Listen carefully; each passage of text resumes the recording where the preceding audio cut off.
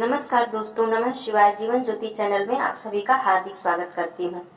दोस्तों, आज जीवित पुत्रिका व्रत की कथा सुनाने जा रही हूँ। सभी माताओं और बहनों को जीवित पुत्रिका व्रत की हार्दिक शुभकामनाएं और सभी माताओं और बहनों के संतान की जीवन की मंगल कामना करती हूँ। दोस्तों, यदि आप मेरे चैनल पर नए हैं तो हाथ जोड़ के निवेदन है कि प्लीज मेरे चैनल को जरूर सब्सक्राइब कर लीजिएगा, लाइक और शेयर भी कीजिएगा। वीडियो यदि पसंद आता है तो कमेंट के माध्यम से मुझे जरूर बताइएगा। दोस्तों, आइए सुनते हैं मिलकर जीवित पुत्रिका व्रत की कथा, जिसे कि सुनना बहुत ही अनिवार्य होता है। व्रत करने वाली माताएं बहनें इस कथा को अवश्य सुनती हैं। कथा को सुने बिना व्रत पूर्ण नहीं माना जाता है। तो आइए सभी माताएं बहनें मिलकर इस कथा को सुनते हैं। गंधर्व राजा जीमूतवाहन बड़े ही धर्मात्मा और त्यागी पुरुष थे। युवा काल में ही राजपाट को छोड़कर वन में पिता की सेवा के लिए वे चले गए थे। एक दिन भ्रमण करते करते उन्हें नागमाता मिली। जीमूतवाहन ने उन्हें देखा तो वो बहुत ही विलाप कर रही थी।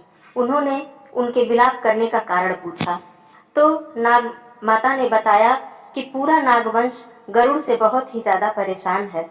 वंश की रक्षा करने के लिए पूरे नागवंश ने यह समझौता किया है कि वे प्रतिदिन एक एक नाग को गरुड़ को खाने के लिए देंगे और इसके बदले में वो हमारा सामूहिक शिकार नहीं करेगा।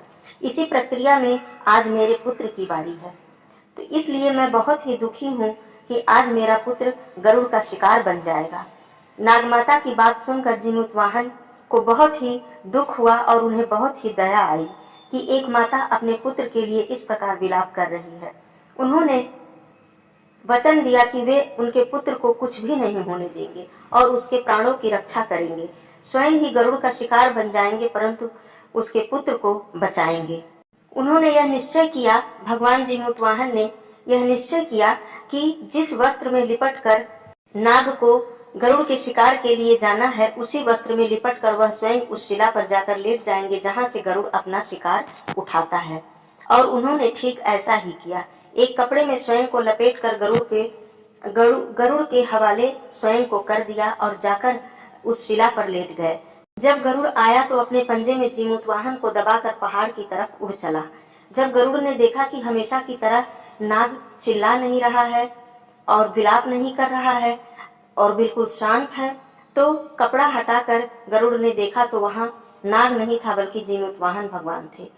तब जीमूतवाहन ने गरुड़ को नाग वंश की पूरी कहानी बताई, जिसको सुनकर गरुड़ को बहुत ही दया आई और उन्होंने जीमूतवाहन को छोड़ दिया और फिर कभी भी नागों को न खाने का वचन भी दिया।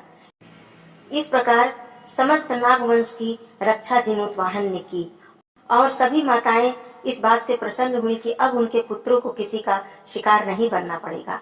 तभी से इसी दिन से सभी माताएं बहनें अपने पुत्र की प्राणों की रक्षा हेतु, कल्याण हेतु जीवित पुत्रिका का व्रत रखती हैं और इस व्रत का नाम जीवित पुत्रिका भगवान जीमूतवाहन के नाम पर ही पड़ा।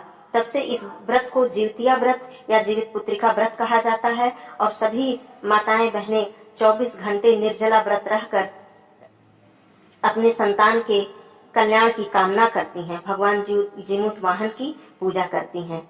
कथा समाप्त हुई। माताओं और बहनों को जीवित पुत्रिका व्रत की हार्दिक शुभकामनाएं। धन्यवाद दोस्तों। नमः शिवाय।